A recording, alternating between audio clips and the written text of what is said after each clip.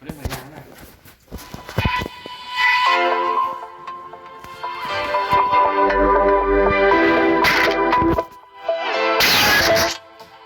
Yêu từ đâu mà ra khi chia xa vòng tay của nhau chỉ khiến ta thêm buồn đau.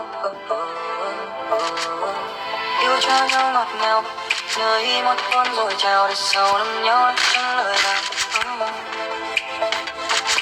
Yêu cho thêm niềm đau khi yêu ta đã không vì nhau để giờ. Nắng mang em đi rồi em để lại đớn đau một lần, đã lỡ buông nhau xa rời rồi thì ta phải đành cách xa. Nhớ nhau bao nhiêu phần đâu thể tìm thấy nhau, cách xa nhau làm gì để giờ đây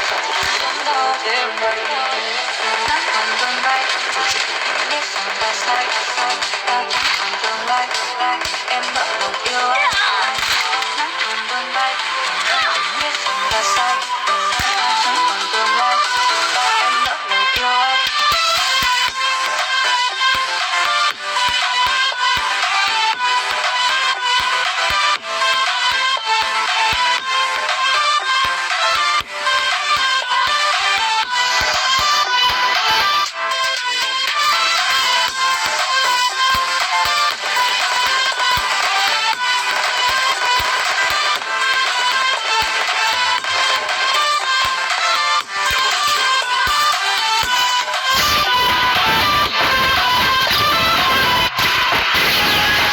Quên mưa rơi hứng nào em mang đêm còn bất nào, có ai thật lòng có trông có chờ, vẫn đường có mưa vẫn trâu vẫn chờ. Em ngang qua thật hứng nào như thức nước vỡ bờ, có mơ thấy em bóng anh nhớ em, nhớ câu lắm chiều đi chiều nhớ đôi vai em này cô gái tay cờ rơi con phố đeo lỡ yêu em như vậy nhưng tại sao em lại phá nát hơn biết yêu sao cho vừa vì tình yêu nàng đâu có buồn say mưa em tình nhà gì hay thật lối lối ta tình nhà gì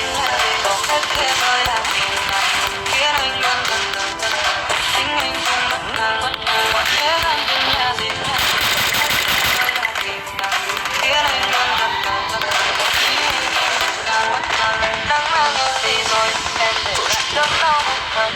đã lỡ buông nhau xa rời rồi mình ta phải cách xa nhớ lắm đôi mà